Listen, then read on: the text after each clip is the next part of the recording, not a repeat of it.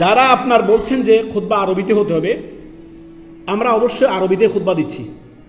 সুন্নতি খুতবার প্রথম অংশ আল্লাহর প্রশংসা, রাসূল সাল্লাল্লাহু আলাইহি ওয়াসাল্লামের উপর দুরূদ, তারপরে 4টি আপনার সূরা নিসা, সূরা আলে ইমরান এবং কি আপনার সূরা আহজাবের যে আয়াতগুলো আমরা পড়ছি। তারপরে নবী সাল্লাল্লাহু আলাইহি ওয়াসাল্লাম সব জায়গায় বলতেন যে প্রত্যেক সুন্নতি খুতবা বলতেন আম্মা বাদু ইন্না খায়রা হাদিসি কিতাবুল্লাহ এ নিয়ে ইলা আখির পর্যন্ত বলছি। তারপরে আমরা আপনার সেগুলো আয়াত পড়ে অনুবাদ করে দিচ্ছি। আল্লাহ রাব্বুল আলামিন কি বলেন শুনেন। যারা বলছেন খুতবা হতে হবে আরবিতে, তাদের ভাষায়, তাদের দলিল, তাদের এই কথার খণ্ডন।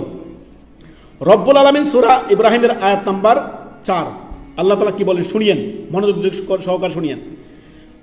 খুতবা হবে প্রত্যেক স্বজাতির ভাষায়। বাঙালি জাতির সামনে বাংলা খুতবা হবে, আরবি জাতির সামনে আরবি খুতবা হবে, আপনার হিন্দি জাতির সামনে হিন্দি খুতবা হবে, ফার্সির সামনে ফার্সি খুতবা হবে। জনগণ যে ভাষা বোঝে সেই ভাষায় খুতবা হবে। আয়াত হাদিস পড়ে আরবিটা পড়ে আপনি তরজমা অনুবাদ করে দিবেন এই আয়াত হাদিসের সুন্দরভাবে, যাতে মানুষ বুঝতে পারে আপনি কি বলছেন। অধিকাংশ মানুষ বোঝে না। এই মর্মে আল্লাহ রাব্বুল আলামিন সূরা ইব্রাহিমের আয়াত নাম্বার 4 আল্লাহ তাআলা বলেন ওমা আরসালনা মির রাসূলি, আমি প্রত্যেক কওমের কাছে রসুল পাঠিয়েছি। কিসের রসুল পাঠিয়েছি? ইল্লা বিলিসানি, তাদের স্বজাতি ভাষায়। কি? তারা যে ভাষা বুঝে সেই ভাষার রসুল পাঠিয়েছি আমি। সুবহানাল্লাহ।